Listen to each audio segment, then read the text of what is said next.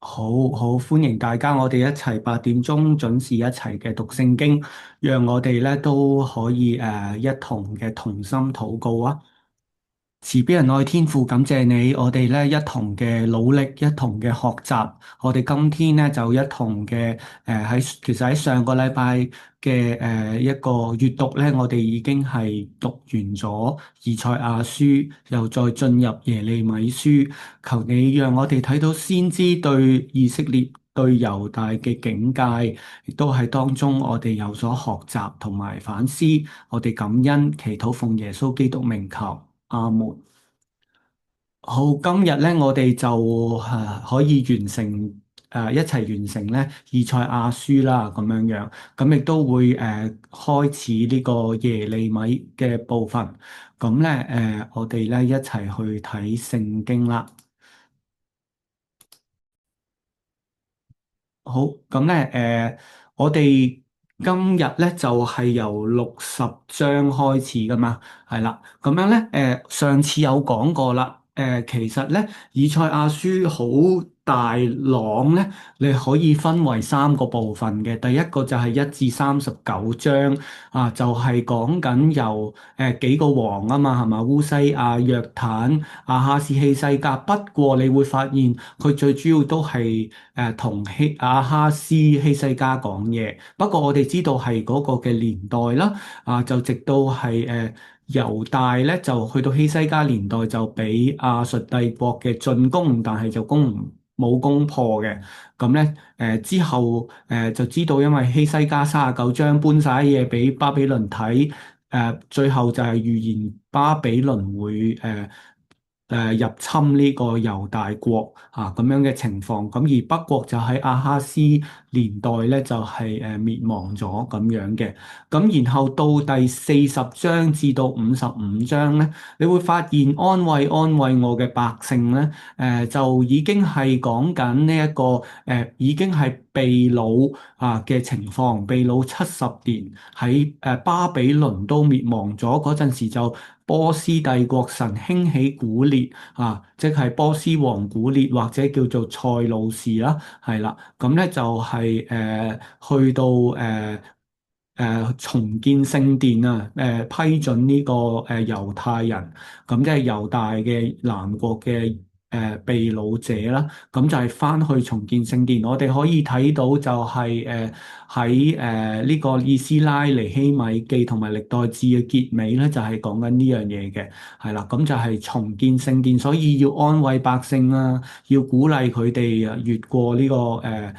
曠野翻去。咁呢個咧就係第二個大部分。咁我哋今天同埋其實上次咧就講咗一部分嘅啦，就係嗰個嘅呢個以賽亞書第3個以賽亞嘅部分啦，就係講緊咧呢個已經係重建好個聖殿啦。咁咧，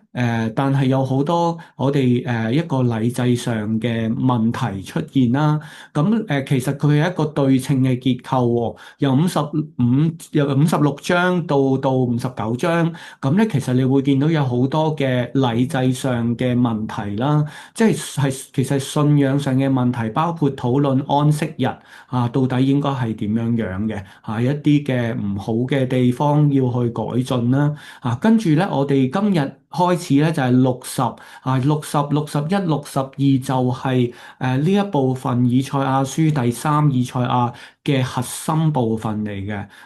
咁我哋就會即將再講啦。咁然後咧就係64、65、66咧就係裡面更加多天體嘅嘢啦，亦都有即係元神嘅降臨啦咁樣嘅情況。咁我哋咧就大概有一個掌握嗰個脈絡先。咁好啦，呢一度咧由60章開始係嗰個核心信息。咁我哋先睇其實由呢一度咧已經有少少天啟文學嘅出現嘅喎。大家留意咩叫天啟？天啟係講緊終末嘅一個嘅情況咁樣樣。好啦，我哋開始啦。咁60章咧又喺開頭興起發光，因為你嘅光已經來到，就耶和華嘅榮耀發現照耀你。嗱，呢一個篇章開始咧，你會發現出現得最多嘅字咧，就係榮耀嚇。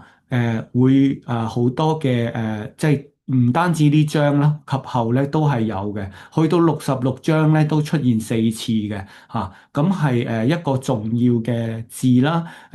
咁我哋搞清楚一樣嘢先，邊個興起，邊個發光咧？其實就應該係講緊嗰啲漁民啊，即係翻去被擄歸回，而家聖殿重建係新一代嘅猶太人咁樣樣嚇，咁咧就要興起發光，而呢啲光係咩嚟？呢啲嘅光係因為上主嘅榮耀。咁咩叫做發現照耀你咧？其實佢唔係咁神奇，又唔係咁複雜嘅。從原文睇嚟咧，就係話神嘅即係上主嘅榮耀就係升起在你之上，咁咪照住你咯，係啦。咁佢有一個對比，個對比就係黑暗係遮蓋大地，幽暗係遮蓋萬民啦嚇。咁當然佢用同一個遮蓋個字，就兩樣嘢都講，即係話其實全地都係黑暗。黑暗嘅意思係即係混沌啊，係好多嘅混亂啊，唔係神嘅創造嘅心意啊咁樣樣。咁咧，但係神嘅榮耀要喺你嘅身上照耀你嚇，萬國都要嚟係去嗰個光嗰度啊，係啦。咁咧就係君王嘅光輝啦嚇，你舉目看四方咧，眾人都嚟到，你嘅眾子遠方而嚟，你嘅眾女係懷抱而嚟咁樣樣啦嚇，呢個係都幾大嘅焦點，因為其實猶太人係喺一個長期流散嘅狀態㗎，就算翻去重建聖殿咧，其實都係要。慢慢嘅，即係有好多仲係留咗喺一生都留咗喺外邦嘅地方咁樣樣嘅嚇，包括我哋遲啲讀但以理，咁你又會知道。好啦，那時候看見有榮光，又跳動又歡暢，大海嘅豐盛都來歸你，列國嘅財寶都嚟歸你，成群嘅駱駝都係遮蓋你咁樣樣，要傳説耶和華有黃金乳香，要傳説耶和華嘅讚美。基達嘅羊群啦，尼拜約嘅公羊都要俾你使用。個目標係乜嘢？就係喺壇上去到俾上主悅納啦。呢個係神講嘅，我要榮耀係動詞 glorify 啦我榮耀嘅殿咁樣樣，呢個就係興起發光嘅主題，就係神嘅榮耀嚟到，即係話藉住重建嘅耶路撒冷嘅聖殿去到發光，咁咧就成為眾民嘅光啦。好，跟住由一路去到我哋睇埋第8、第9啦，係啦，咁樣咧有好多嘅鴿子飛嚟，係邊個啊？眾海島都等候有金銀一同帶來，咁咧就係耶和華你神嘅名，以色列嘅聖者，因為佢已經榮耀咗你啦。呢個嘅主題就係發光要去作榮耀。咁係啦，我哋諗下作為一個神同在榮耀嘅教會好似聖殿咁，係咪有呢一個嘅功能？好，第10節開始就係耶路撒冷嘅重建因為我哋從尼希米記就係清楚知道咧，聖殿就唔單止淨係起個聖殿，仲有嗰個城牆噶不過佢係咪 exactly 描述緊邊一個嘅歷史時段咧？我哋唔係好清楚，但係最少咧，外邦人都嚟興建城牆，你嘅王會，佢哋嘅王會服侍你嘅喎，曾經發怒擊打你，而家就係施恩憐恤你呢個係講神啦咁即係話神會利用好多外邦人，佢哋嘅王都要嚟到服侍你，就係去作為重建嘅一部分啦。咁呢個係即係歷史嘅事啦你嘅城門會開啟，晝夜不關，列國嘅財物都歸你，君王係引嚟啦。哪一邦哪一國咧？其實佢從原文睇嚟真係某一個嘅nation 同埋 people 啦同埋咧一啲嘅王國係啦，咁咧都會係嚟到侍奉你嘅。如果唔係，佢哋就係會全然荒廢啦。黎巴嫩嗰啲杉樹啊、松樹啊，都係歸你啦要修築聖所之地，咁就係得着榮耀咁係啦，聖殿同回復禮祭，跟住係聖所，跟住先至係一個大嘅呈獻啊嘛。我哋喺尼希米記咧，我哋就讀過啦。好啦，呢度有一個新嘅概念喺以賽亞書出嚟啦。素來苦待你，佢嘅子孫都屈身嚟就你，藐視你嘅要向你下拜。點解啊？因為咧你要稱為耶和華嘅城，以色列聖者的錫安。嗱，呢個係首次咧，亦都係聖經應該係唯一一處將錫安同以色列嘅聖者有呢個嘅絕對嘅結連，就係屬於以色列聖者嘅錫安咁你要睇到係嗰個嘅重要性啦。然後到15節開始係講錫安嘅轉化，嗰個轉化係佢哋曾經係被撇棄，冇人會經過係嘛？但而家咧係永遠嘅榮華喎咁跟住咧佢吃萬國嘅奶又吃君王嘅奶，咁你就知道咧耶和華係你嘅救主，你嘅救贖主大能者啦咁會有呢個大能者有咩轉變啊？金會代替銅，銀會代替鐵，銅會代替木頭，鐵就代替石頭，即係有一個嘅富裕嘅情況啦和平成為你嘅官長，公義成為你嘅監督。我哋喺上一個篇章，我哋要知道高舉嘅係公平公義，唔再有強暴，唔再有荒涼，咁會點啊？你嘅牆稱為拯救，你嘅門稱為讚美，即係成個城嘅轉化係啦，嗰個城牆無論係內外都係公義啦咁你會見到神嘅拯救同埋讚美。好啦。到19章19節咧，就係整個嘅宇宙都有一個變更咁呢個亦都係一個天啟嘅情況嚟嘅嘅描述嚟嘅日頭不再作你白晝嘅光，月亮不再發光照耀你。呢度講緊乜嘢？我哋好正常嘅一個嘅情況底下咧，就我哋而家嘅所認識咧，就係太陽咪係朝頭早照住咯，月亮咪係夜晚嘅出現有啲光，雖然都唔係好光咁咧，佢呢個嘅轉變就係你唔係再靠呢啲噶啦係上主要作你永遠嘅光，神係你永遠嘅榮耀。當然，即係榮耀呢個字係喺出埃及記我哋知道係譯咗做榮光添啦咁因此咧。因為神係唯一嘅光啦嘛，咁呢個光係永遠唔會日頭唔會落，月亮唔會退縮，佢就係咁嘅意思啦。即係你永遠唔會黑㗎咁樣樣，因為上主作永遠嘅光，悲哀嘅日子完畢。嗱，呢度可以話係一個終末嘅天啟將來可係會發生嘅事，但更重要嘅係今天或者過去以色列民嘅時候呢一個係整個嘅依靠信靠嘅態度轉變我哋最重要係生活，其實光係好重要嘅，不過。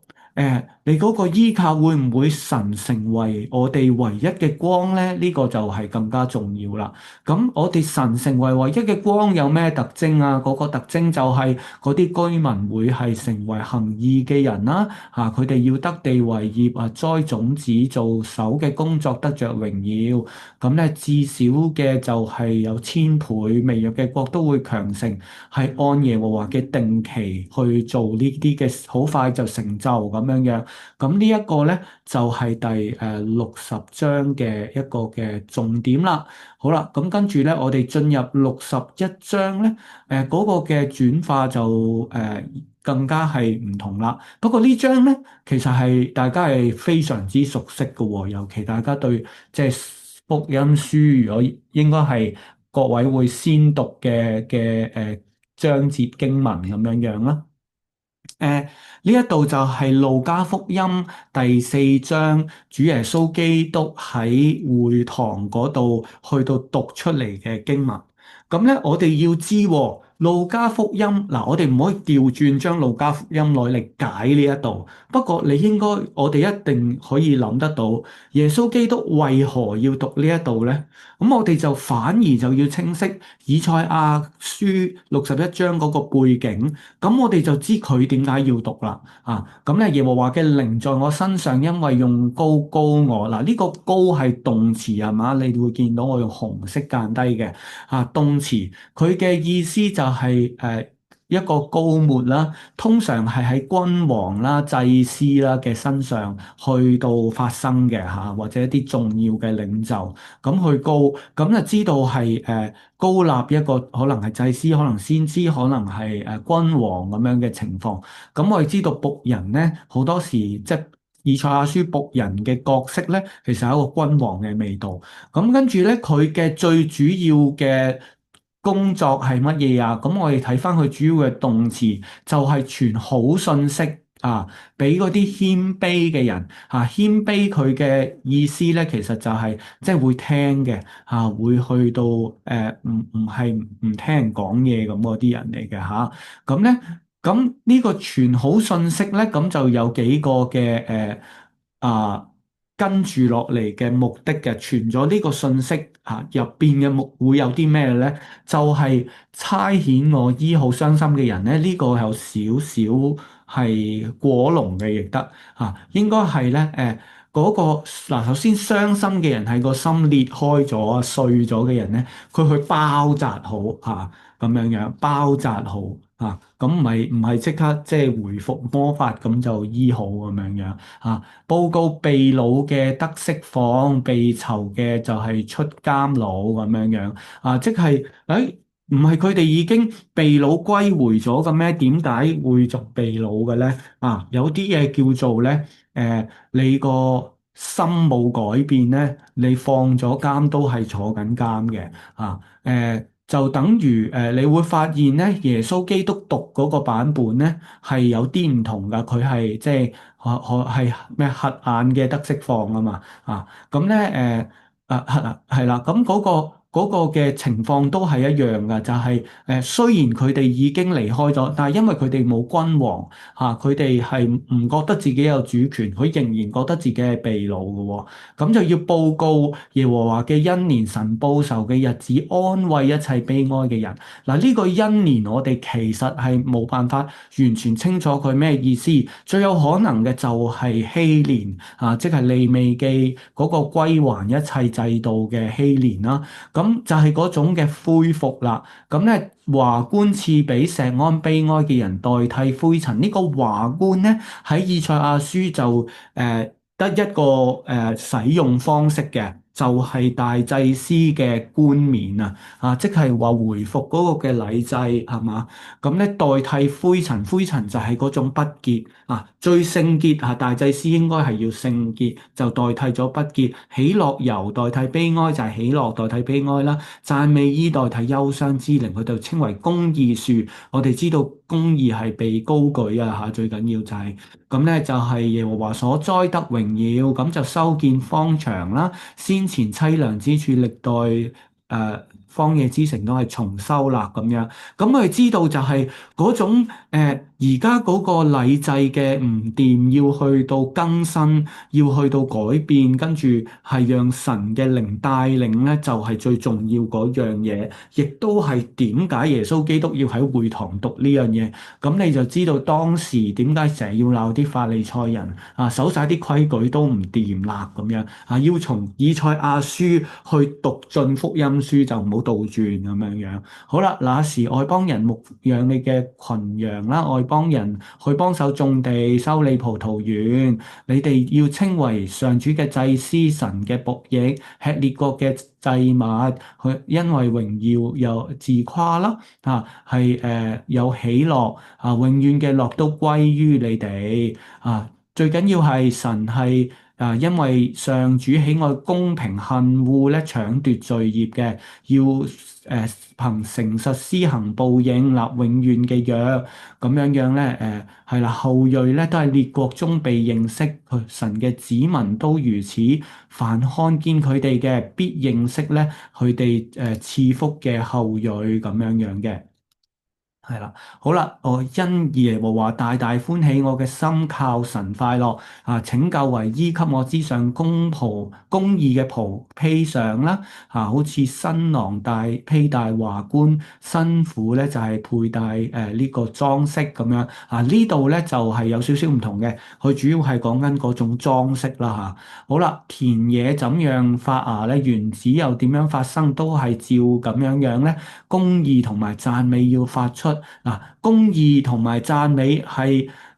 嗰個禮制嘅主題，就係好明顯喺第三以賽亞呢個喺呢個禮制嘅更新最重要嘅一樣嘢啦。好啦，咁我哋就進入第六十二章。六十二章咧就係一個佢叫做名字嘅轉化，個名改咩名咧？係啦，我因錫安必不靜默，為耶路撒冷不息聲，直到公義如光輝發出啦。佢救恩就係明亮發光。咁我哋就明白第六十章係咪啊？嗰個興起發光係咩意思啦？就係要有公義，就係要傳揚主嘅救恩係嘛？咁我哋就知興起發光要做啲乜嘢啦。列國咧就必見你嘅公義，列王就見你嘅榮耀喎。有新名呼起係耶和華親口起嘅。有個新嘅名，嗰啲新嘅名係乜嘢？喺你手中作為耶和華嘅手中作為華冠。喺神嘅手中就係旗幟咁樣樣。呢個係啦，好啦。咁即係恢復嗰個禮制，咁改咗咩名啊？唔再稱為撇棄嘅，唔稱為荒涼嘅，要稱為我所喜悅嘅。嗱，要稱為呢個有夫之婦咧，係有少少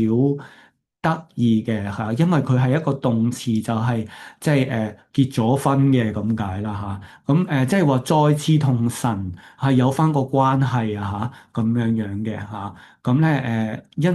係啦，因為耶和華喜悅你咁佢地必歸你嘅地必歸他。少年人咧點樣娶一個處女，你嘅眾民都點樣娶你。新娘點樣喜悅新婦，你嘅神咧就要點樣喜悅你啦。好啦。耶和華呢個耶路撒冷喺你城中設立守望嘅，晝夜不靜默，呼籲耶和華就唔歇息去咧使佢係直到咧建立耶路撒冷，喺耶路撒冷成為可讚美嘅咁樣。呢度大家要記得啦，守望嘅意思係去到喺嗰啲城嘅高處，去到望住外邊有呢個危機咧，佢就要響警號咁樣樣嘛，係啦。咁咧同埋有啲人係去到呼求耶和華，呢啲係重要嘅。跟住五穀就賜俾你作食物，外邦人再食咗你啲嘢啦即係嗰個嘅轉化咧，就係唔係你唔使做喎，係有效嘅，你唔會白打工嘅收到嘅收割嘅要吃啦，係嘛？咁咧你嘅路門經過啦，就係經過就係佢真係重複嘅呢度預備百姓嘅路去樹立大旗，呢啲都係喺之前嘅以賽亞咧係有清楚嘅一個同樣嘅主題啦，應該話係啦。咁咧看啊，耶和華宣告去到地極，錫安嘅居民拯救者嗰度有賞賜佢嘅報應喺面前啦，係嗰班人嗱，呢個最重要嘅新名啦，就係耶和華嘅屬民啊，即係被耶和華去到贖回嘅稱為被眷顧不撇棄嘅城，即係唔係話 physically 翻到去就係呢個嘅更新咧係好重要。跟住第六十三章咧頭一至三節較難明白嘅，突然之間以東波斯拉其實係以東嘅首都咁咧就係穿紅衣服裝和華美能力廣大大行其暴嘅係邊個？就係我憑公義說話，就係施行拯救。即係原來喺以東有一個好勁嘅人走出嚟，嗰個係邊個啊？嗰個咧就係神自己啦。好啦，點解係紅色其實咧咁啱以東咧就係解紅啊嘛，因為你知道以掃個特徵啊嘛，係啦。咁咧佢就話佢係點解紅色咧？點解個衣服好似端酒榨咧？因為嗰啲葡萄酒就係紅色啊嘛。咁我獨自端走詐係嘛，我嘅憤怒嘅烈怒將佢哋踐踏，佢哋嘅血喺我嘅衣服上啊，報仇之日喺我心中，我嘅贖民已經嚟到啦。啊，原來係佢一個就即係神咧，就去到攻擊咗以東，所以個身就染血。啊，以東係咩？當巴比倫攻陷耶路撒冷嘅時候，佢歡呼啊，幸災樂禍嗰個嘅情況啊嘛。係啦，咁我哋知道啦。咁我仰望冇人幫助我，詫異冇人扶持，咁我就用自己膀臂施行拯救。啊，我發怒端下罪民啊，佢哋嘅血倒下啦。即係神係自己一個人係到做嘅啫喎。啊，我要照耶和華。啊，跟住呢度你知道係轉咗第二個人先知個佢所講啦。咁咧耶和華一切嘅賜給我哋係按住佢嘅慈愛同埋美德。嗱，呢度咧慈愛同埋美德咧係講緊上主嗰個黑噶嚇，跟住你都見到有豐盛嘅慈愛啦嚇。咁咧佢就話誠然係百姓唔行虛假嘅指紋，咁樣就做咗佢哋嘅救主啦。喺呢個苦難中會點啊？拯救佢哋，救贖佢哋，保抱懷帝。保抱懷帝咧，你之前嘅經文已經見過。啊，佢就唔係抱住咁簡單，係就係抱起同埋舉起啊嘛。其實嗰個對比我哋即刻要記得喎。啊，嗰啲偶像，嗰啲唔喐嘅神像嚇，就係要啲嗰啲偶像嘅祭司去到抱起同埋舉起佢。神係調轉嘅，我哋嘅神係抱起嗰啲信靠佢嘅人，同埋高舉佢哋嘅。呢個再一次重溫就係佢咁樣去到幫以色列人啊。咁咧佢哋係叛逆，使聖靈擔憂，轉向仇敵攻擊佢哋。咁咧古時嘅日子係點啊？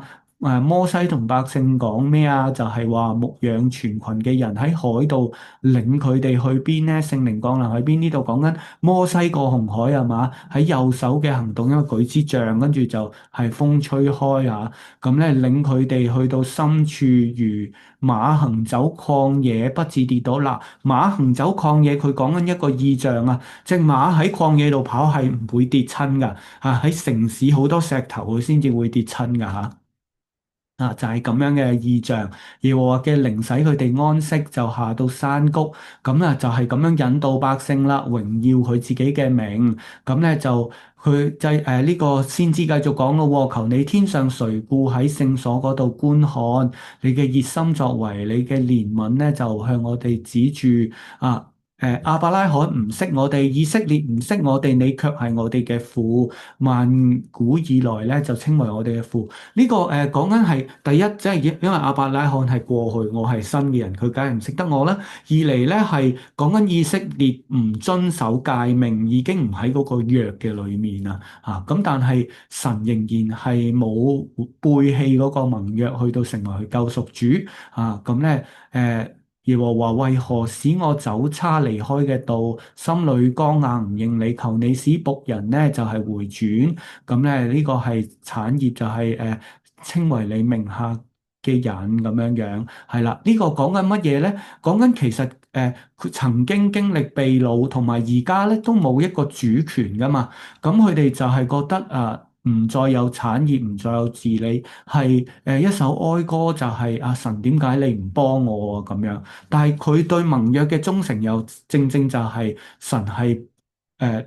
幫助同埋救贖主咯。呢個就喺個 WhatsApp group 咧，有同大家去到略略講過噶啦，係啦，好，亦都多謝弟兄嘅提問嘅。大家亦都非常鼓勵大家可以隨時嘅我哋一齊去討論啦，我盡量幫大家去揾啲嘅答案。好，到第64章，願你裂天而降咧。呢度反而唔係直接講緊天啟噶噃。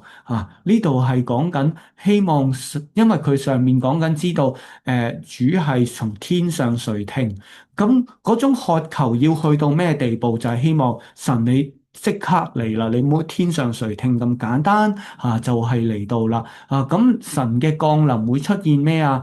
山嘅震動啊，會有火咁咧係將火燒開，敵人知道你嘅名。咁呢個都係西乃山神降臨嗰個嘅異象有火係咪？嗱，但係佢呢度有少少學者認為嘅比喻嘅，摩西過紅海係風吹開咗個海嘛，令到佢可以過去嘛。咁呢度咧係要勁到嗰啲火燒開咯，咁樣樣，咁敵人就更加知道啦，就列國發震啦，咁樣咧山嶺就震動之前都未聽過嘅就因為以賽亞書我哋記得第43章係要行嗰個新事啊嘛，咁咧就係冇人聽過嘅，就係我哋要親身嘅經歷，呢個係先知佢嘅祈求所以呢段其實唔重天啟意味嘅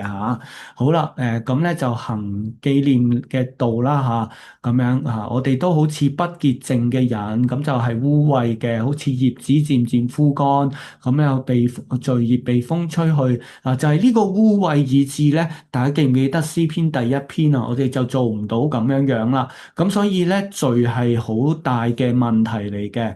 冇人求告，冇人去奮力捉住神，咁咧就原來你掩面唔顧我哋就係被罪消化啦。咁咧嗱，又係嗰種哀歌，然後咧高舉盟約係嘛？係我哋嘅父上主我哋係嚟，你係窯匠，回應翻先前以賽亞係有講過嗰個泥或者嗰個做出嚟嘅陶瓷點樣可以鬧個陶匠咧？咁樣係嘛？我哋係嚟咁樣係你手中嘅工作，求你不要大發震怒啦，要紀念，唔好永遠紀念我哋嘅罪，就係垂顧我哋你嘅聖邑變為曠野。嗱，呢個咧就係被擄前後嘅分別啊嘛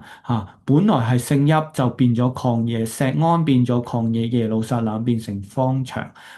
我哋聖潔華美嘅殿係被焚燒佢呢件事你仲係忍得住嘛？嗱，佢呢度係憶述緊咧過往嘅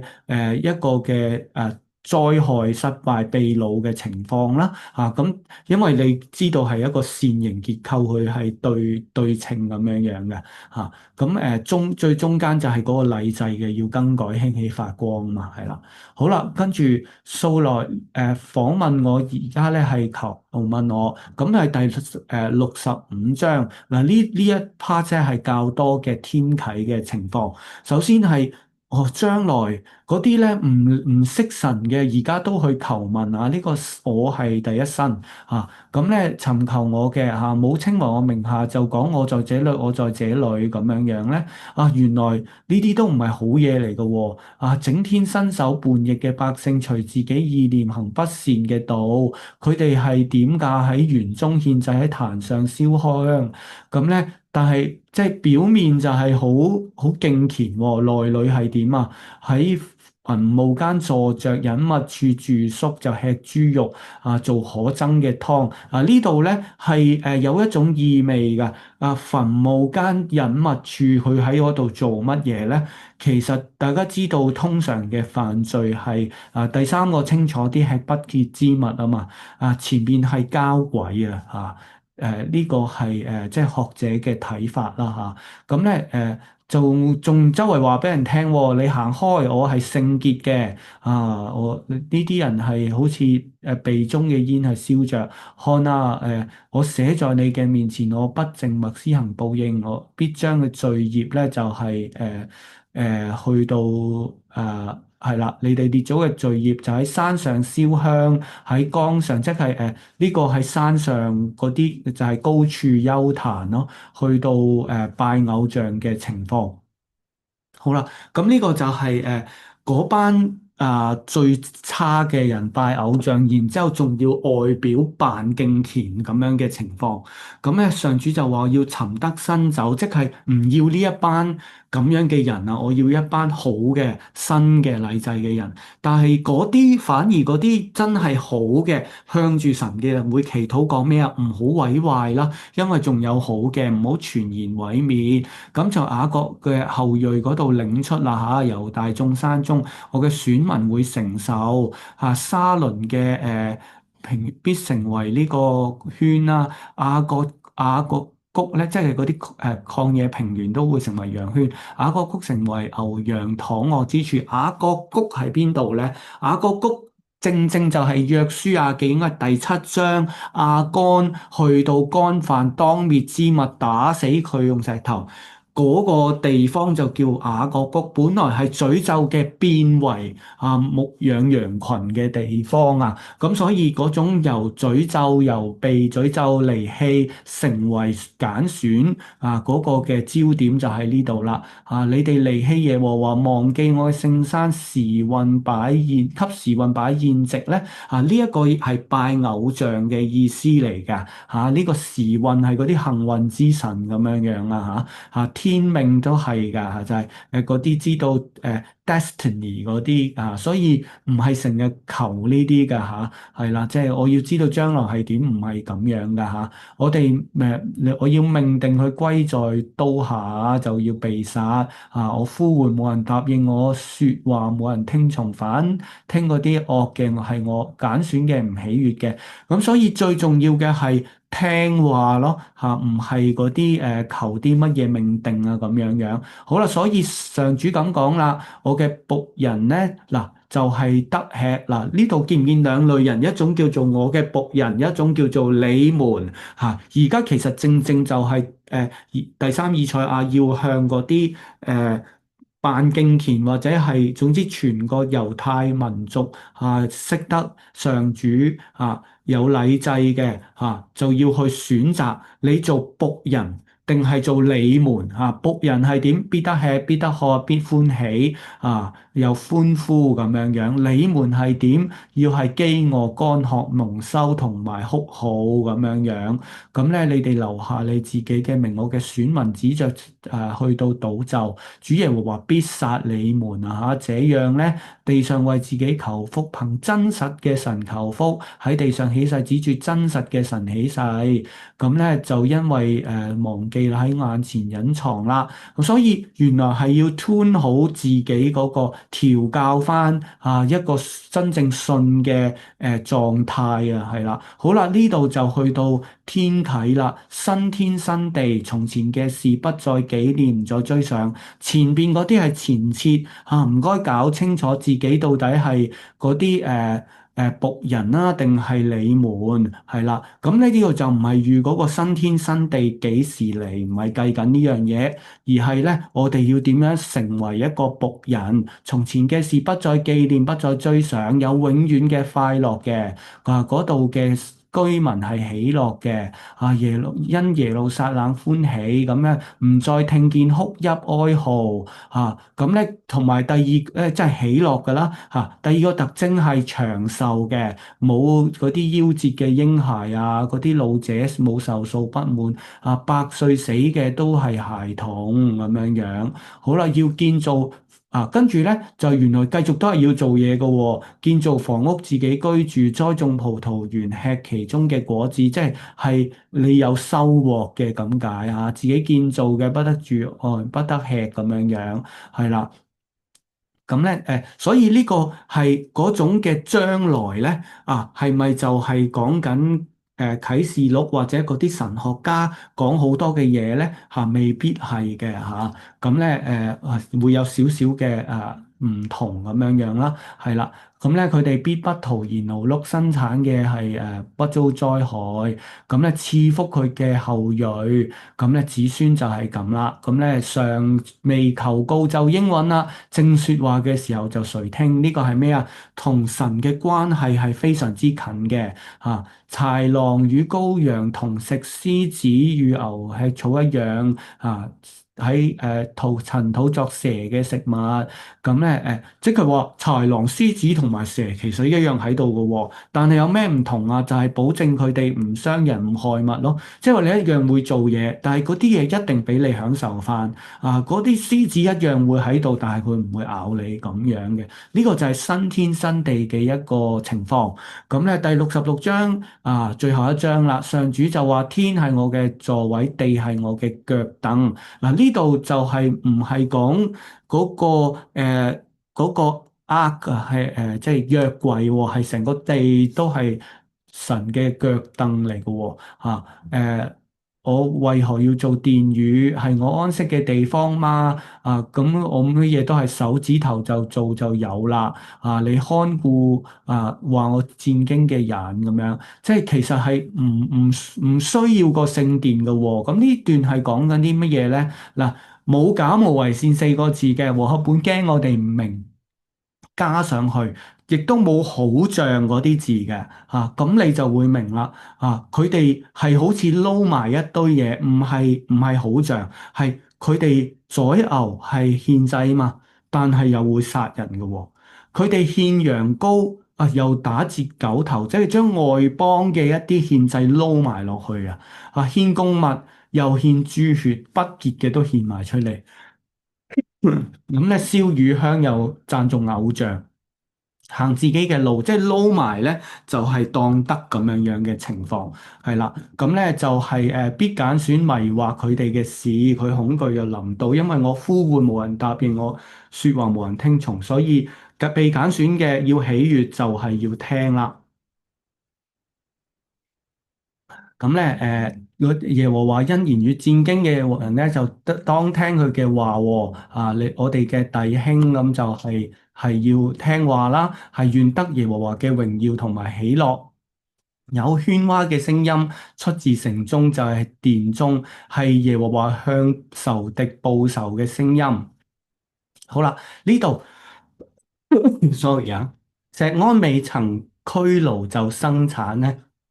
呢個拘留係因為佢按英文咧呢個嘅就係陣痛嘅情況咁咧就生產咁樣樣，咁咧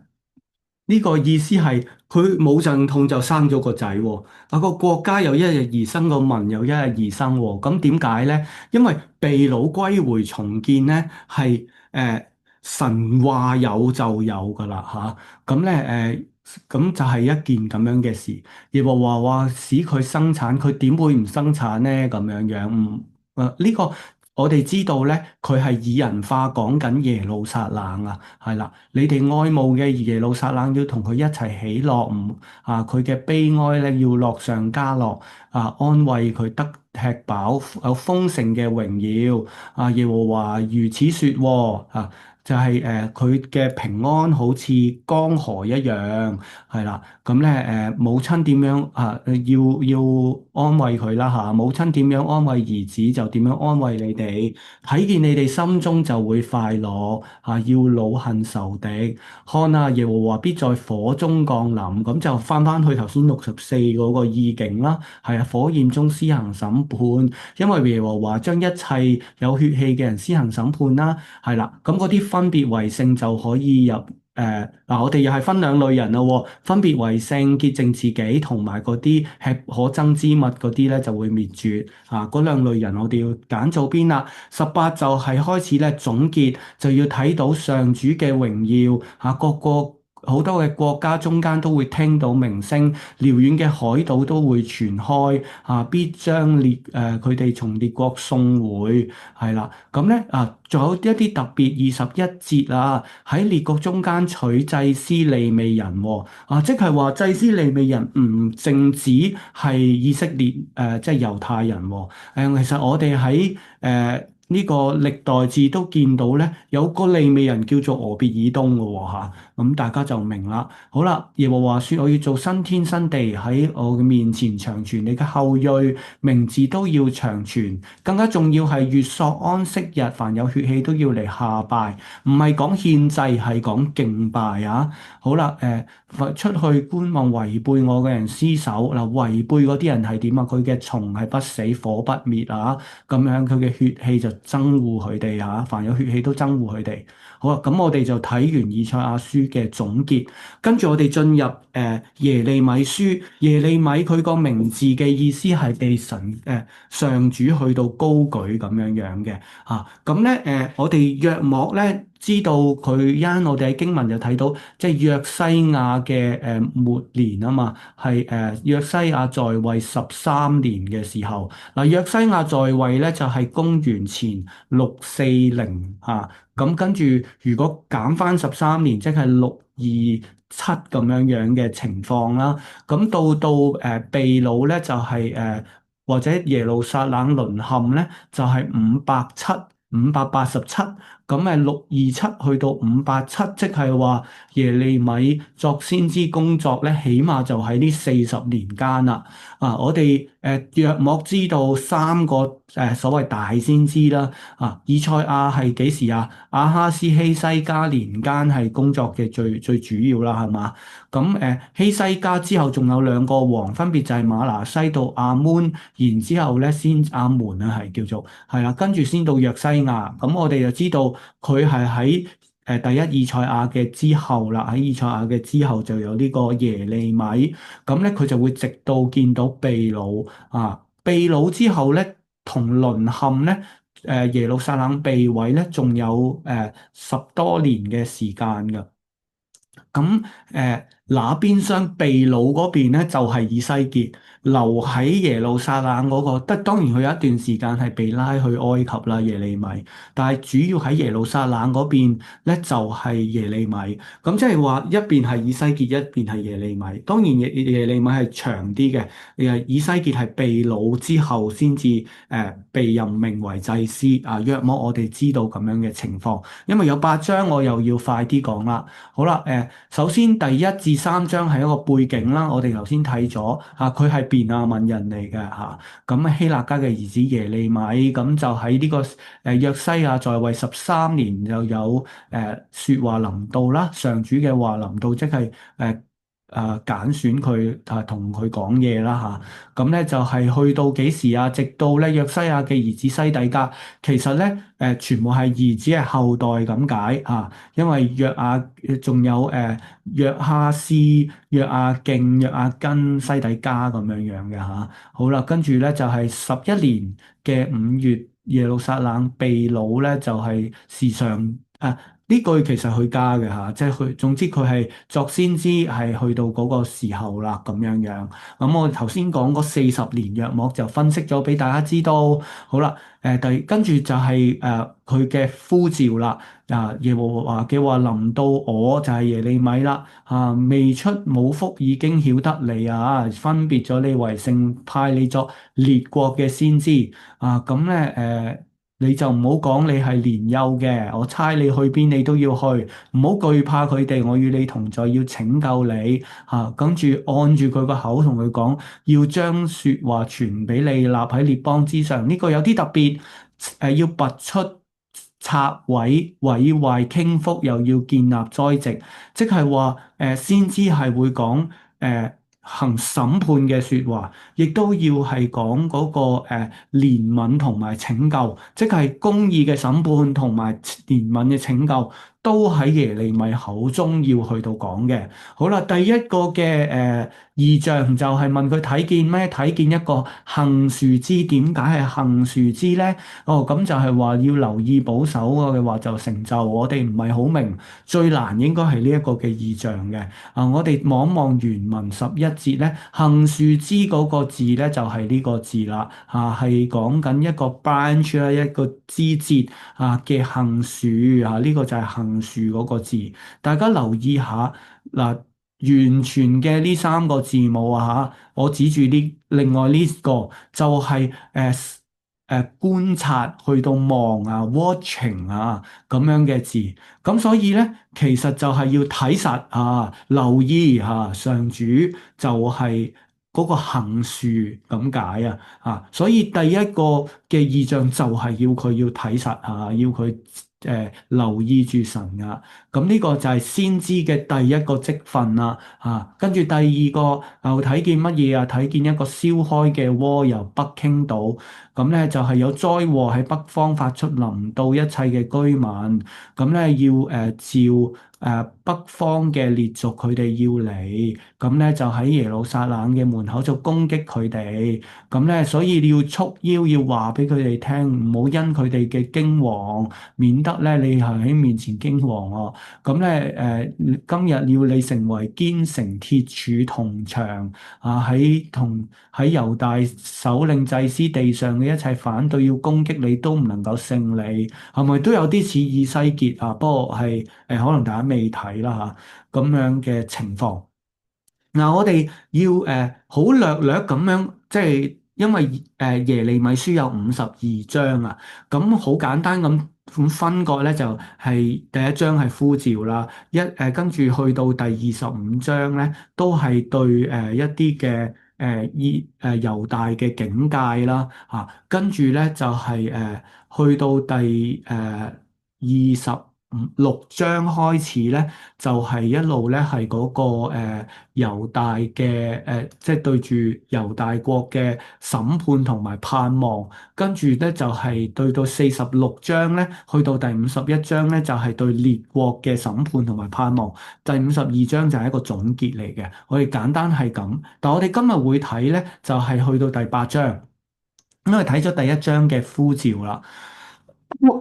咁跟住咧就要佢繼續要講同去作佢嘅先知講論啦，因為立咗佢成為一個嘅先知嘅情況，咁樣樣咧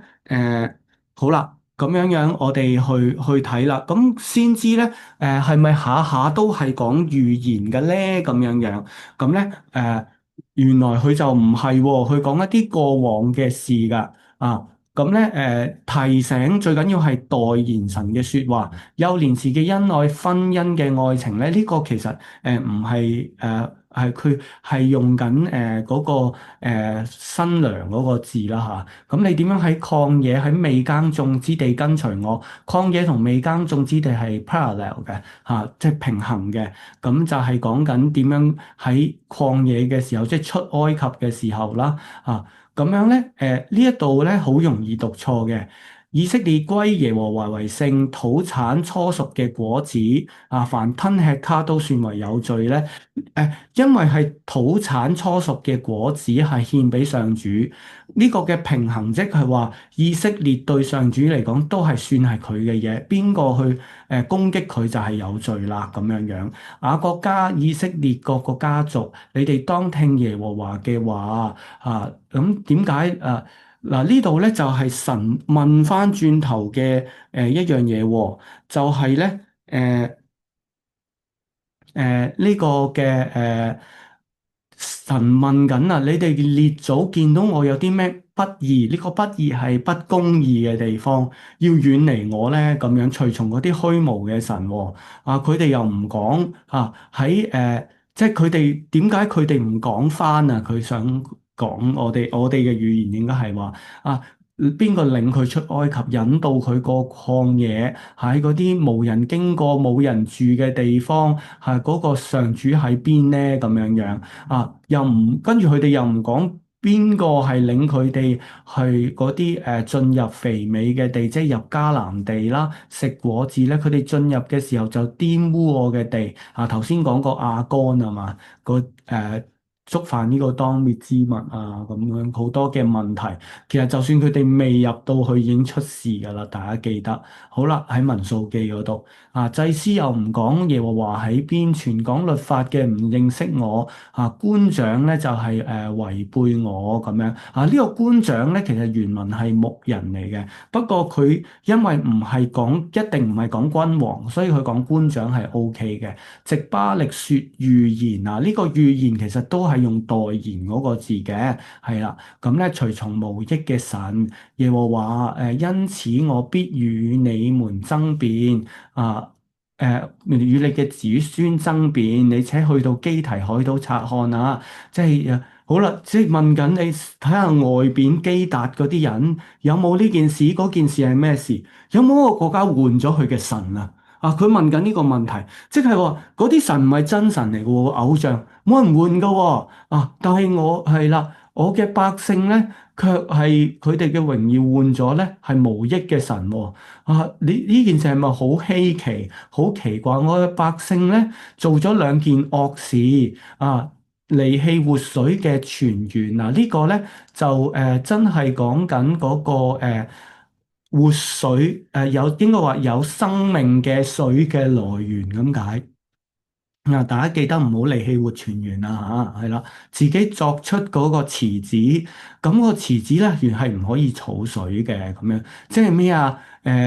離棄神啊，跟住靠自己或者去到靠自己作嘅池，即係咩啊？拜偶像咯，係啦。以色列嘅僕人係咪即係生嚟就係奴僕係掠物嚟嘅咧？啊！咁佢係少壯獅子，佢又向佢哮叫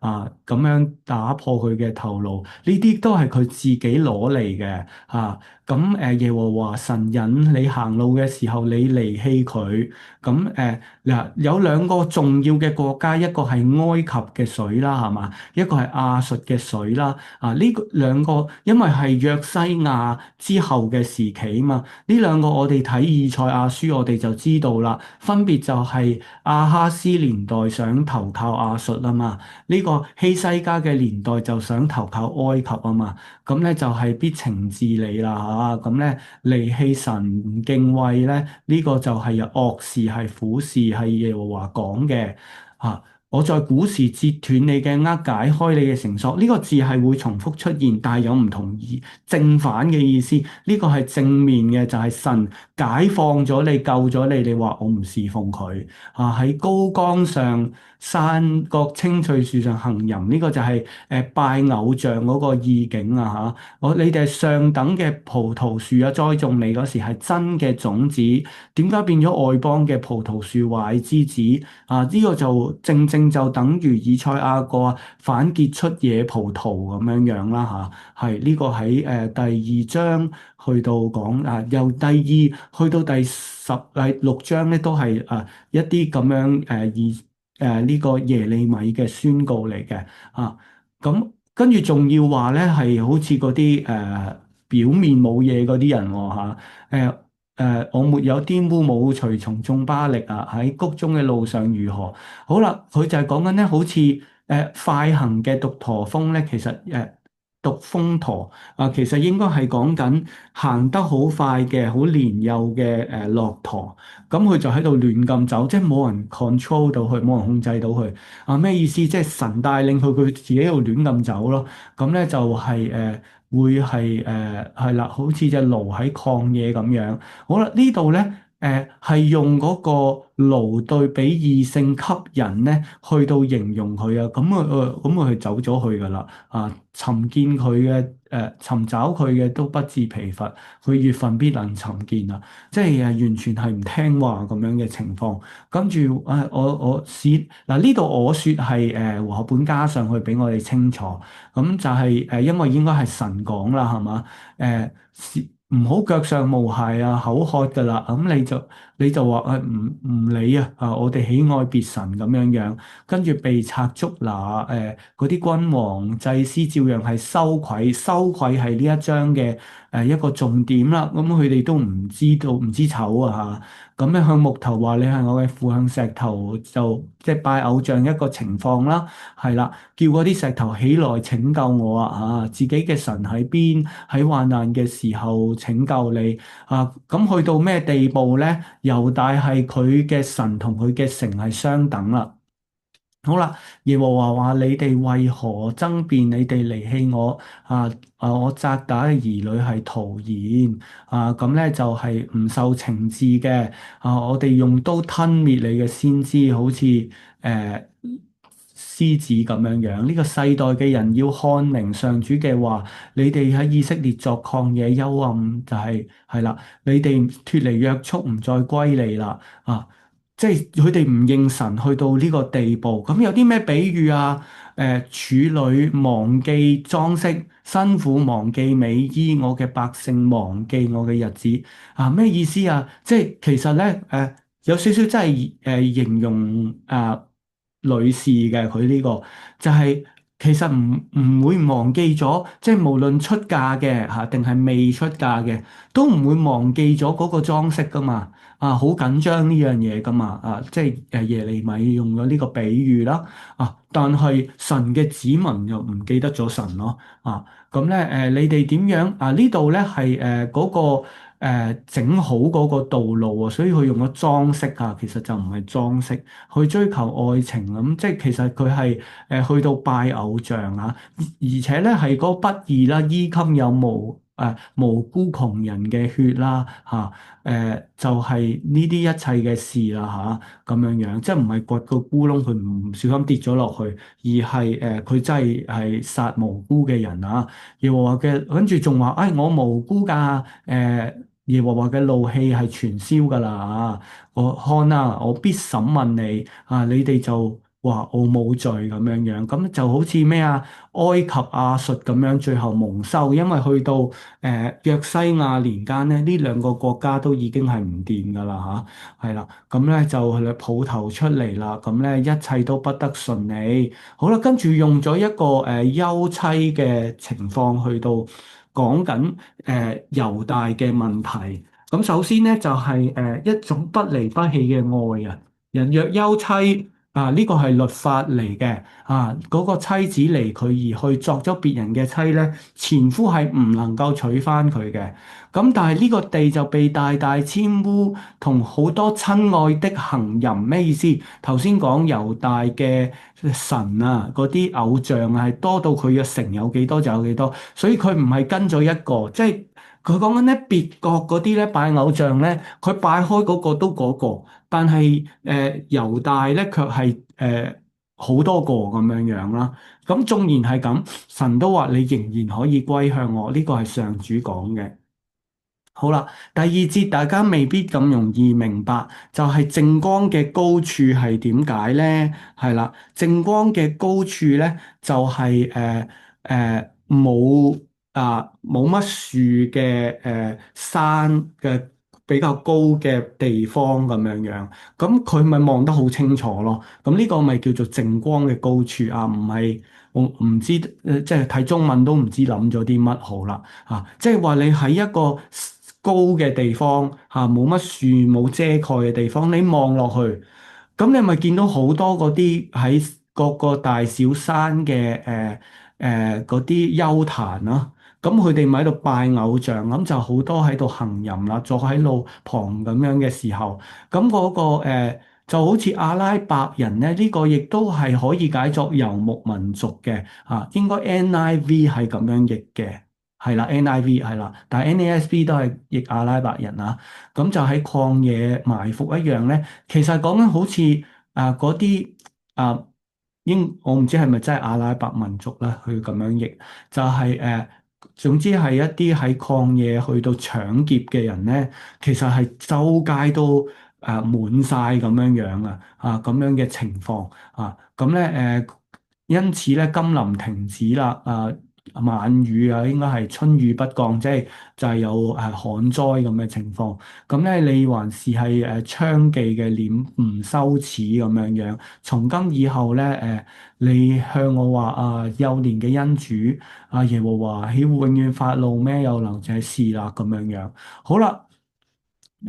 約書亞王在位嘅時候，我哋知道一個新嘅段落咁樣樣，係啦。咁咧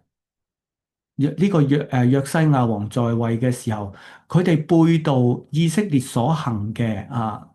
佢喺各高山上去行淫，大家呢度係講緊北國以色列，佢哋不歸向我，奸詐嘅妹妹猶大睇見背道嘅以色列行淫，因此咧就俾咗休書佢。咁呢個猶大妹妹咧都係唔害怕，繼續去行淫，就輕忽咗佢淫亂啦，木頭石頭行淫，呢個係講緊拜偶像咁咧就唔歸向我啊。咁咧呢啲一切嘅事都係假意嘅歸向我。咁呢度咁樣分段咧，好明顯係有問題啦，應該係繼續去嘅。咁我總結就係呢啲嘅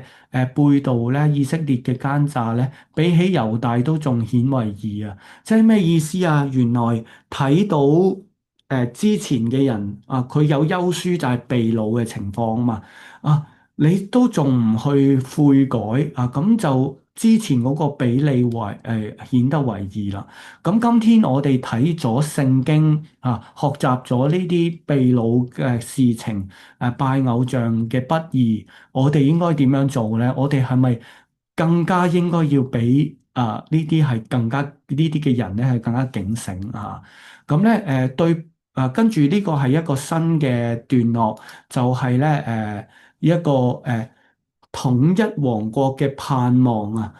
同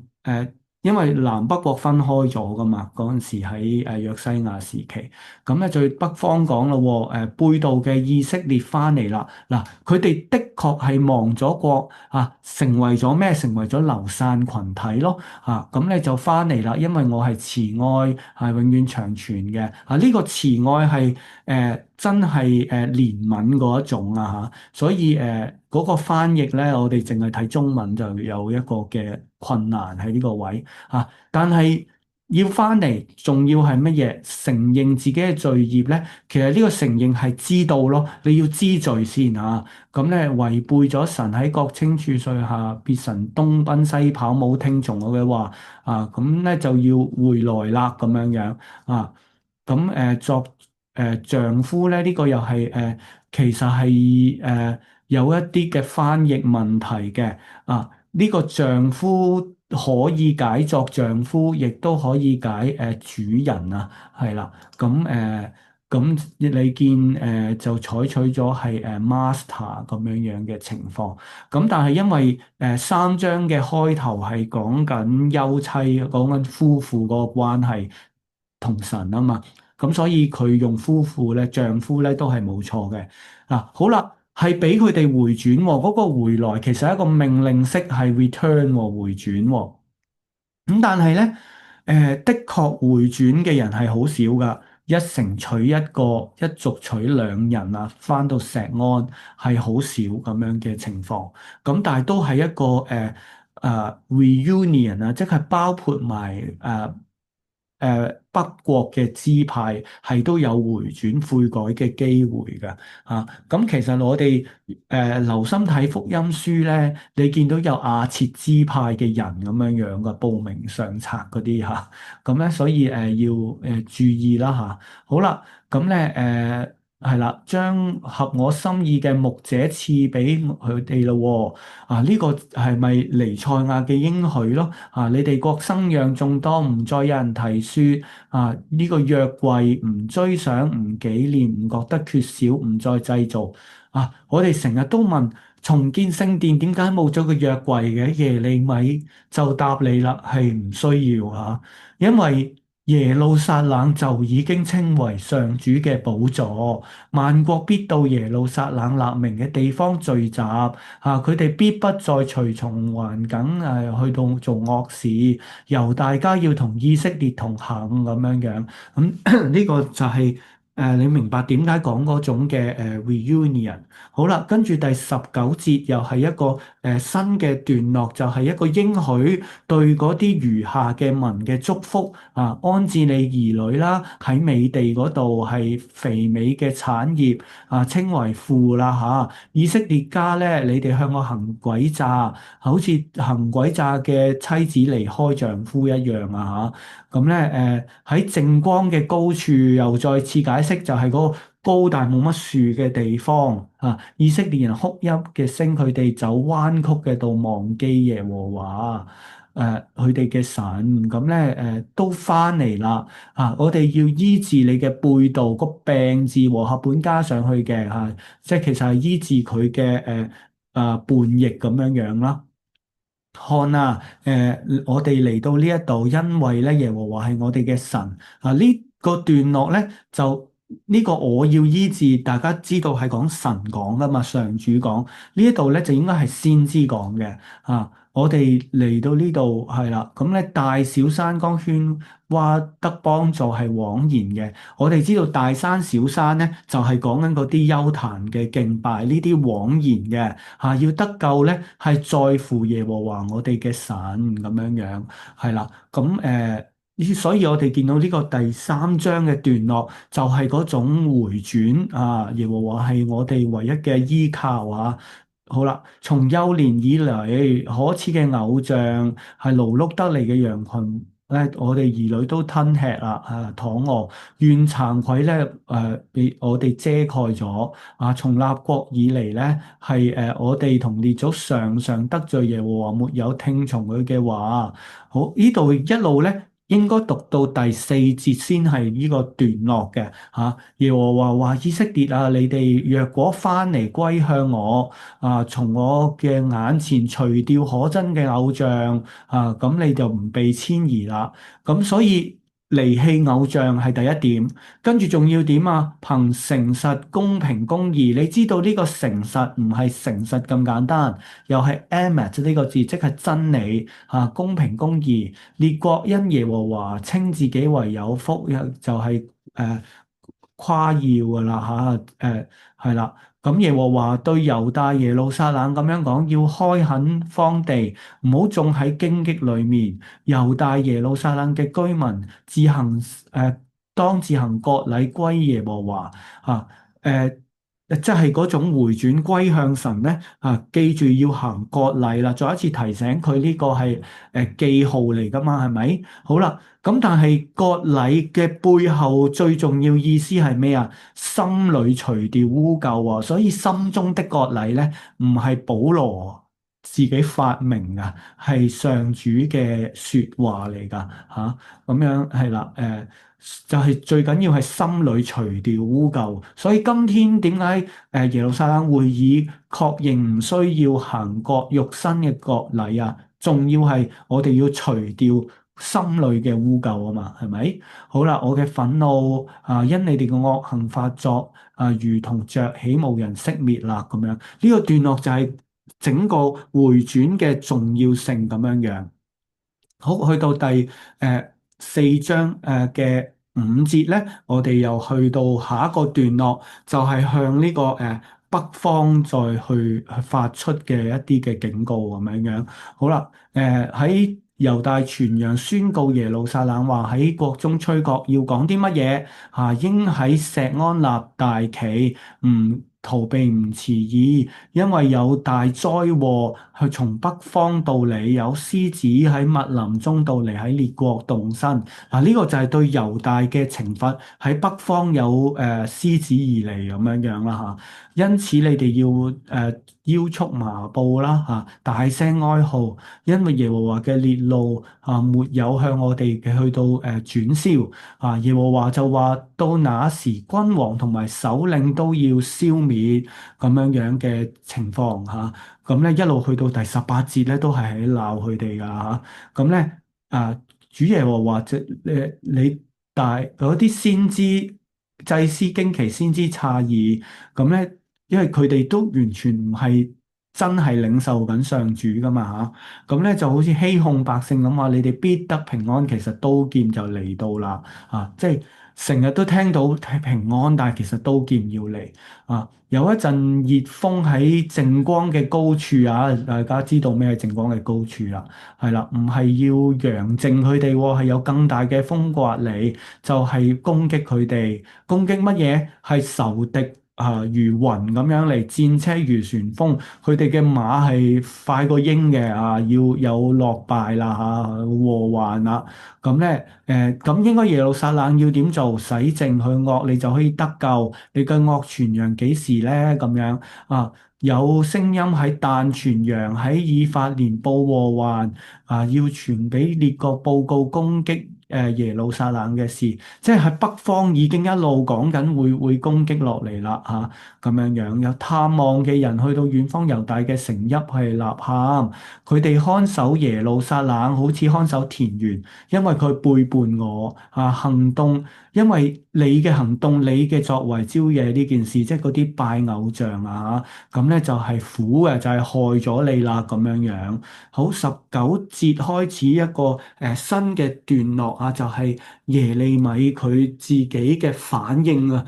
我嘅肺腑，我嘅肺腑，大家估下原文應該係乜嘢咧咁樣樣。咁咧佢係話佢個 belly 啊，佢個肚啊，咁咧下腹啦，咁咧我哋知道講緊情緒啦，同埋嗰個腎啊嘛，係嘛？咁咧呢度唔係用嗰個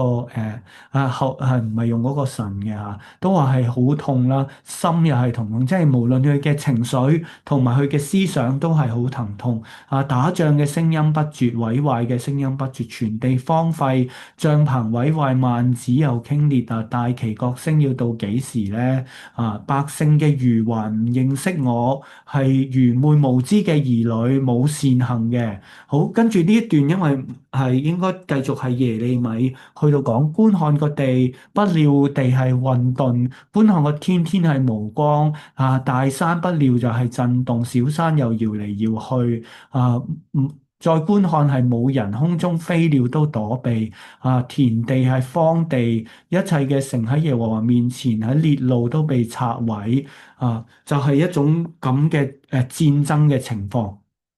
耶和華就話：必使全地荒涼啊，係滅絕淨盡。咁説話已出就定立不後悔嘅啊，因為佢各個係弓箭手啊馬嘅聲音都逃跑啊，各城係被撇下。你要荒涼到幾時咧？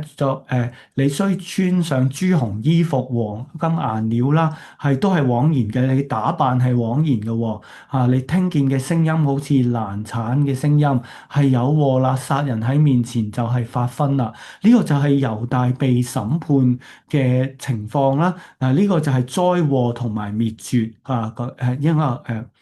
毀壞啦嚇咁樣樣。去到第五章就係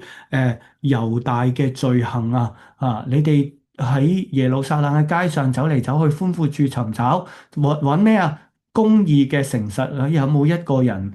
公義同埋求真理嘅咧？咁我就赦免呢個城，偏偏所多瑪俄摩拉嗰個情況啊。好啦，呢度係有少少難明嘅。其中有啲人雖然指着耶和華永生耶和華起誓咧，呢句其實佢原本嘅係有一啲人去起誓就話主係有生命嘅主。咁樣樣，即係我信上主咁上下嘅宣告，其實係假嘅嚇。咁呢個係啦。咁耶和華你嘅眼目唔係看顧即係真理嘅人咩？你擊打佢哋，你唔傷痛咩？唔肯回頭啊！咁咧，其實嗰啲人係貧窮，係愚昧，唔曉得神嘅作為，唔聽法則嚇。咁跟住咧，耶利米就嗰啲原來窮人都唔得喎，試下再問啲尊大嘅，即係有名氣嘅人啦。因為佢哋應該係曉得神嘅作為、神嘅法則。咁咧，點知嗰啲人呢個字好，頭先係咪出現類似就係將握截斷、掙開繩索開頭上一次係正面嘅，就係神將握截斷、掙開繩索就放佢哋自由啊嘛。呢度就係神俾嘅帶領嗰個握同埋繩索，呢啲人剪斷晒佢咁樣。咁跟住會點啊？因此咧就有獅子啊、豺狼滅絕佢哋啊，豹又喺度咁樣佢哋罪過極多加增咁我點能夠赦免你咧？兒女又離棄我咁指着唔係神嗰啲啦，起誓啦、行淫啦，喺娼妓嘅家嗰度啦，佢哋好似餵飽嘅馬亂跑鄰舍嘅妻發嘶聲即係跟住耶和華豈不討罪咧？不報復咧？咁樣咁佢哋咧就係要滅絕淨盡啦可除掉佢嘅枝子，唔屬於耶和華嗰啲要除掉。佢哋唔認識耶和華，災禍臨到佢哋，刀劍同埋饑荒佢哋睇唔見。先知講嘅嘢係空氣聽唔到係風好啦，必臨到佢嘅道呢個嘅道咧中文係好難搞。我哋好多時都係解道路噶嘛呢個係講話語呢個嘅道係話語唔臨到佢身上嘅跟住萬軍之耶和華就咁講啦百姓咧就係係口中係火，係佢哋嘅柴會消滅啦。啊，一國嘅民咧要攻擊你係強盛嘅國，從古以後嘅國，佢嘅語言咧係你唔曉得嘅，你唔明白嘅。佢嘅戰台係敞開嘅墳墓，係攻戰，吃盡你嘅莊稼、你嘅牛羊啊、葡萄、無花果啊，毀壞你嘅堅固城。咁咧耶和華就去到講啦。係啦，咁咧就係去到係啦，到那時咧就唔滅絕，唔將你哋滅絕淨盡。咁咧喺一切嘅事咧你哋點樣離棄耶和華？你哋就係去到點樣侍奉外邦人啊？你侍奉外邦嘅神啊，就侍奉外邦人啦。好，跟住新一嘅個段落，第20節開始就係警告嗰啲愚昧人啊。係啦，咁咧愚昧無知嘅百姓，你有眼唔睇，有耳唔聽啊！耶和華唔話你唔懼怕我嗎？咁樣咧，就係因為係創造嘅神啊，海沙為界限，水都唔能夠越過，但係你哋唔驚啊，波濤翻滾都越唔過，幾大浪都越唔過，係嘛？百姓咧有叛逆嘅心，係嘛？佢哋嘅心裡面就唔講話要敬畏神嘅喎。神按時賜雨，有節令都唔廢棄，係嘛？我哋知道創造係有節令噶嘛。咁你罪孽唔轉離咧，你哋就唔能夠得福因為咧我嘅民喺罪惡嘅中龍點樣栽滿咗雀鳥咧，你哋嘅房間就點樣栽滿詭詐你哋佢哋光滑肥胖作惡過甚，為孤兒寡婦伸冤咧，佢哋就唔亨通耶和華話：我豈不因呢啲事討罪咧？咁樣樣，咁所以係啦，咁咧就是國中有驚嚇啦，憎惡嘅事咁嗰啲憎惡嘅事係乜嘢啊？先知講假嘅，唔係預言係代言祭司藉佢哋把持權柄，唔係獻祭係要權嘅咁咧，我百姓喜愛呢啲嘢，你嘅結局係點樣咧？咁就係作出警告啦。好，跟住我哋又未必明白第6章一開頭，做乜係要叫便雅憫人逃走因為地理上大家就明白啦，便雅憫咧就喺南國猶大國嘅最北方。咁而家由北方攻過嚟，應該講緊巴比倫啦所以咧誒嗰個 warning 就係叫最北邊嘅便雅憫喂走啦，要咁樣樣係啦。咁咧嗰個秀美嘅嬌嫩嘅錫安女子，我哋知道將耶路撒冷以人法係啦。咁咧就係會剪除，即係一個其實佢原文係毀滅唔係剪除係啦。引羊群到去嗰度支搭帳棚啦，係啦。咁咧呢一個大段落6章咧，都係講緊耶路撒冷嘅墜落㗎。1至8節咧就係叫嗰啲知道聽嘅人就要逃走啦咁咧你哋起來啦，趁時上去唔好夜啦，個影拖長唔好啦，要快啲去啦。起嚟夜間上去就我哋夜間上去就拆毀佢嘅宮殿㗎啦所以要佢哋快啲逃走因為萬軍之耶和華咁講，你哋要砍伐樹木就係築壘攻打耶路撒冷，呢個係該罰嘅城。啲井點樣湧出嚟，我就點樣湧去惡來啦耶路撒冷，你要受教，免得我嘅心因你生疏喺居住無人之地。呢個係叫佢哋逃走嘅段落啦。9至15節咧就係教訓嗰啲唔知羞恥嘅人嗰啲餘下嘅民咧就要摘盡，好似葡萄一樣咁樣樣摘晒佢咁我耳朵未受割禮嗰啲人不能聽見因為上一個段落咪係咁嗌人走咯，咁佢哋唔聽見咪唔識走就被攻啦咁樣咧充滿憤怒唔能夠容忍因為喺街少年人身上連夫帶妻咧都係必被擒拿，佢哋嘅房屋田地妻子都要俾咗人哋由大至細一味嘅貪婪，嗰啲先知祭司都行虛謊嘅，咁佢哋行虛謊咧係點㗎？呢個係佢哋醫治，但係咧其實就係唔認真咁樣樣去呢啲嘅對呢啲嘅問題，咁淨係講咩平安平安，其實就沒有平安呢個頭先亦都係講平安，但係就有刀劍咁樣樣嘛。呢個就係好似聽到嘅事就係嗰啲假先知講嘅咯。你哋行可憎嘅事唔慚愧唔羞恥嘅咩？跌倒嘅就會必致跌倒，呢個係上主講嘅。啊，好啦，跟住咧呢個係去到第十五，由第十六節咧就係嗰班人好啦，警告完佢嗱話有責罰，咁會點啊？咁咧其實一直咧古時啦嚇，喺之前已經知道邊個係善道，應該係行喺期間，咁你就會得安息啦。但係嗰啲聽唔到咧，耳朵未行割禮聽唔到嗰啲人咧，就係我唔行嗰度設立守望嘅人係咪嗰啲守望者啊嘛？警戒佢哋啊嘛，有角聲唔聽列國你要聽，要遇到嘅事地都要聽，但係佢哋都唔聽唔聽從佢言語而業啦，係嘛？咁咧，示巴嘅菖蒲遠方乳香菖蒲無益你點解要奉嚟俾我咧？佢嘅燔祭，你哋嘅燔祭平安祭都唔悅納嘅咁樣樣，呢個就係對嗰班嘅拒絕上帝嘅人上主嘅人，我跟住咧就係嗰啲恐懼就要嚟到其實真係好似以西結書3章所講啦，佢哋唔聽，跟住守望者講佢哋唔聽，就將個絆腳石放喺佢嘅面前，咁咧就係父子朋友都一同滅亡，咁咧就話上主就話有一族民喺北方而嚟就被激動，有弓槍性情殘忍冇憐憫。就嚟進攻要攻擊佢聽見風聲就手發軟好似嗰啲有災禍嘅人咁樣樣，咁咧就係你哋唔好去田間有刀劍嘅驚嚇要麻布出腰滾在灰中咁有哀號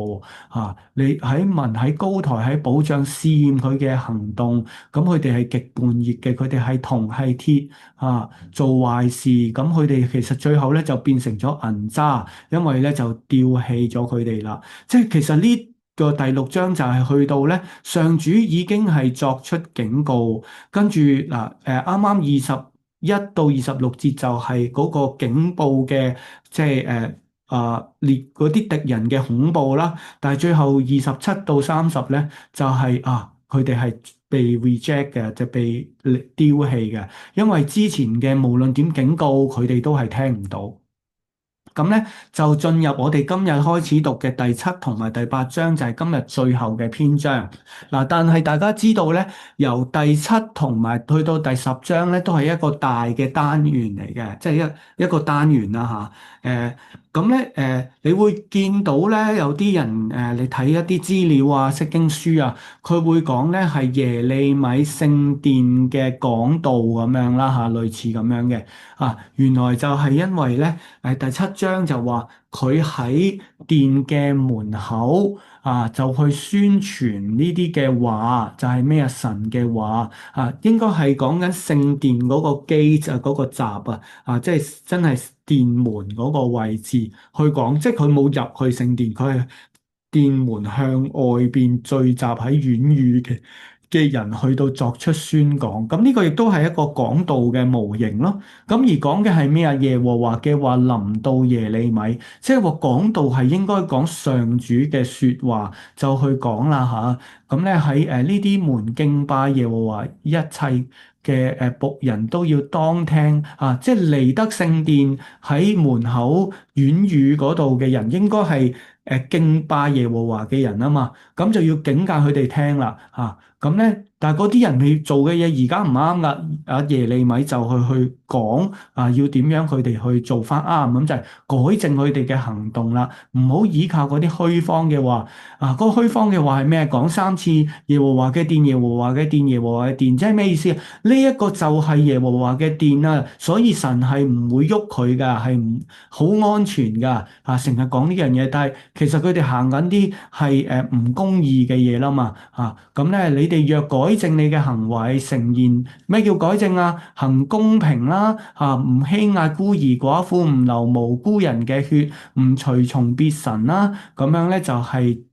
你就可以居住喺呢個地直到永遠啊。但係如果你依靠嗰啲虛無嘅神，仲要係咩犯十戒啦、殺害、奸淫、起假誓、向巴力燒香拜別神，咁呢個原本稱為我名下嘅殿就敬拜，跟住你又講咯喎，啊我自由啦咁樣樣，咁咧其實係行一啲可憎嘅事，咁咧就變成一個賊窩一樣咯，係啦，我哋睇完耶利米書，咁我哋就知道耶穌基督點解要講啊賊窩，就係講一啲大話唔啱嘅嘢，其實唔係咁嘅。好啦，跟住第十二節咧就叫佢哋要睇翻啊北國以色列嘅點解佢被擄嘅失敗啊，示羅喺邊度？示羅係會幕嘅嗰一度本來係喺較北方嘅地方，喺大衛嘅時候，後期先搬落去耶路撒冷噶嘛。咁所以立明嘅居所係講緊嗰個嘅會幕啦，係啦，咁咧就係睇到以色列即係北國嘅邪惡喎。咁咧就話嚇以色列佢哋行咗一切嘅事，咁咧就唔係一早起嚟就警戒佢，一路話佢都唔聽喎，所以咧稱為我名下依靠嘅殿喺列祖嘅行咧就會好似示羅一樣，咁咧係就趕出咗你眾弟兄，好似以法蓮一切嘅後裔。即係用翻北國嘅失敗，縱然佢哋有示羅，啊，當然就唔係講緊金牛犢啦嚇，講緊會幕，咁咧都係一樣。所以你唔好認為呢個係聖殿就你就唔會係被懲罰咁樣樣啊，咁咧就唔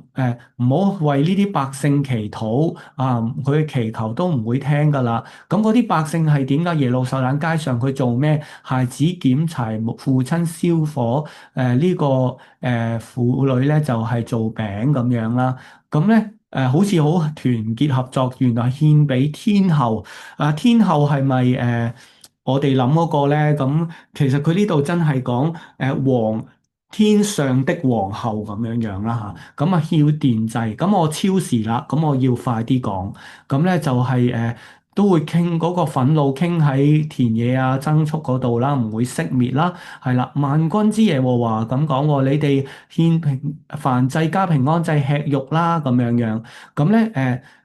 呢個其實咧唔係最重要啊，佢想講嚇，其實喺出埃及嘅時候冇吩咐你哋，因為拯救離開埃及係未有獻祭噶嘛，係起好個會幕，神呼叫摩西先有獻祭噶嘛，所以最重要係咩啊？行聽耶和華嘅吩咐一切嘅道，呢個就喺西奈山已經係講咗嘛，但係佢哋唔聽從，唔側耳而聽，係唔掹長自己隻耳仔嚟聽啊，嚇咁咧就係直到今日都係唔聽啦，就係啦，夾着頸項行惡，咁比列祖更甚，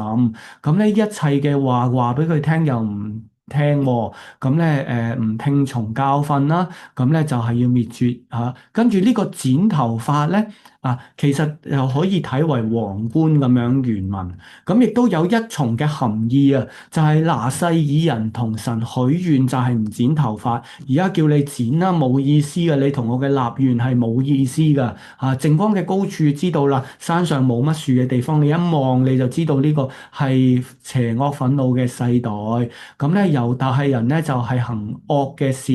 喺呢個稱為名下嘅殿係有可憎之物啦，係嘛？咁咧喺呢個欣嫩子谷建造陀斐特嘅邱壇拜偶像啊，仲要咩啊？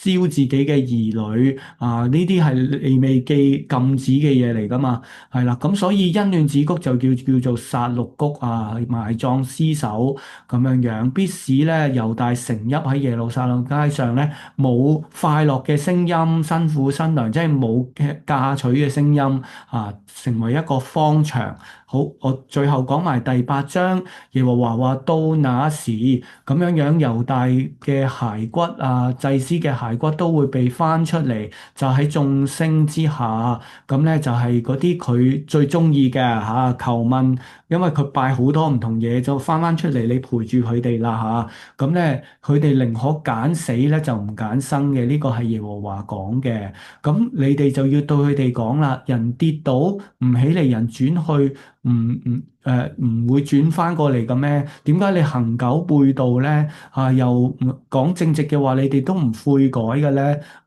空中嘅鳥都知道定期要翻嚟，但係呢啲百姓唔知道嗰個法則唔會回轉，所以呢段回轉係最重要嘅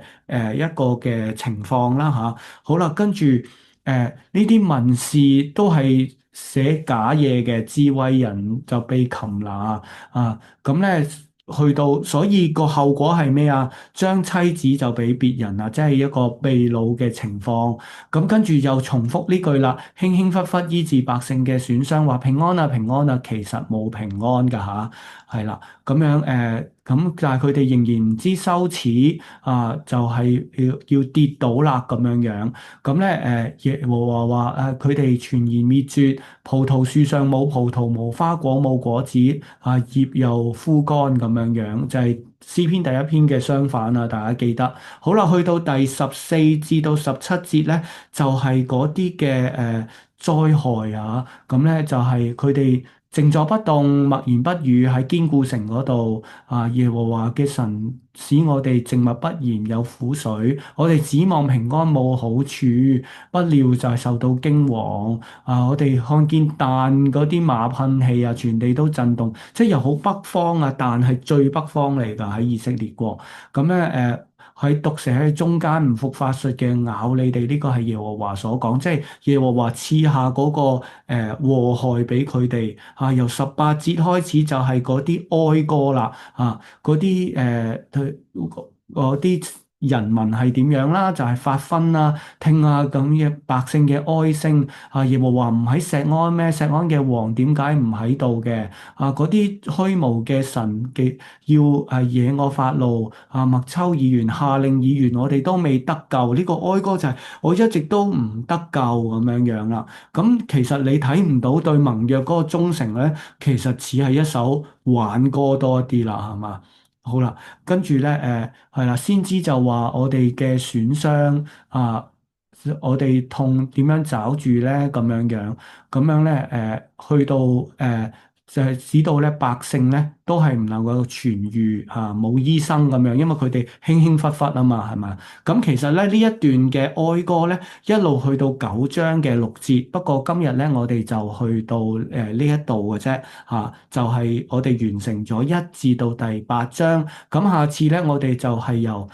9咧就直接去到第22章噶啦噃，係啦，咁咧由第9章開始咧。其實都係繼續頭先知道嗰個哀歌啦，同埋咧一路咧就係準備嗰個嘅被擄嘅情況咁同埋咧嗰啲人係點樣破壞咗嗰個嘅盟約啦？由第11章開始去到第15章咧，係最主要講緊佢哋對盟約嘅破壞，佢哋點樣唔做，跟住咧就係先知去到由第16章開始咧，就係一啲警告勸喻佢哋無論危機同埋應許再一次去教導佢哋啦，咁都係唔聽嘅。咁去到第21章咧，就係對猶大嘅一啲嘅警告啦，準備咧就係要被擄，一路講到去約雅斤王咁樣樣嘅情況。咁咧就係最後咧去到22章，就係我哋嚟緊嗰個禮拜要讀嘅。咁咧連埋嗰個嘅預告咧，我就係超咗17分鐘，今次比較耐。好啦，咁咧好多謝大家嘅時間。有冇啲提問意見或者想打開鏡頭打個招呼咧，都係可以嘅。係啦，見到 WhatsApp group 嗰度咧都好多嘅意見啦，咁樣樣。不過我哋以經文為準啦，就唔好以網上嗰啲嘅參考資料就或者自己嘅意見啦，係啦。咁不過我都未仔細睇嗰啲嘅，咁睇嚟唔係提問，係一啲意見咁樣樣嘅，係啦。咁大家就係咯，我哋讀聖經啦，保留翻自己係啦，咁樣樣。好。希望咧大家都幫大家去明白啦，係啦，有啲嘅係啊，尤其我哋讀到以賽亞書嗰個結尾，一啲對末世嘅神學咧，其實喺以賽亞書，起碼喺以賽亞書咧，唔係講緊啲咁神化嘅嘢嚟嘅。我哋都係頭先咧就係已經同大家一齊去到分享咗啊，希望我哋都能夠忠誠地一齊咧去到讀聖經，係啦，好啦，咁樣咧好多謝大家嘅時間啦，有冇啲意見去俾啊？冇咧都。我哋都38分啦嚇，咁我哋一齊有一個嘅結束嘅祈禱啊！嗯，親愛天父，我哋感謝你，我哋睇到咧喺以賽亞書嘅最後嘅篇章，我哋知道最重要嘅要點樣作為你嘅子民興起發光啊！因為你嘅光要嚟到，我哋喺對新天新地嘅盼望，我哋嘅內心有所嘅回轉。另外咧，我哋讀到耶利米書裏面咧，俾我哋睇到啊，原來神嘅子民係可以點樣唔聽你嘅説話，唔聽警戒，縱然見過幾多，感受過幾多。主求你讓我哋有謙卑柔軟嘅心，去聽你嘅話語，聽你嘅警告，多禱告，多讀經，去更新我哋嘅生命，彼此鼓勵，都讓我哋有能力、有力量，我哋聚集一齊去讀聖經，去一齊完成讀經運動。我哋感謝你，祈禱交託，奉耶穌基督名求，阿門。好，多謝大家嘅時間啦，咁樣樣，咁係啦，咁到呢度啦，拜拜，拜，唔該晒拜拜，拜拜。拜拜。Thank you，拜拜。拜拜，拜拜。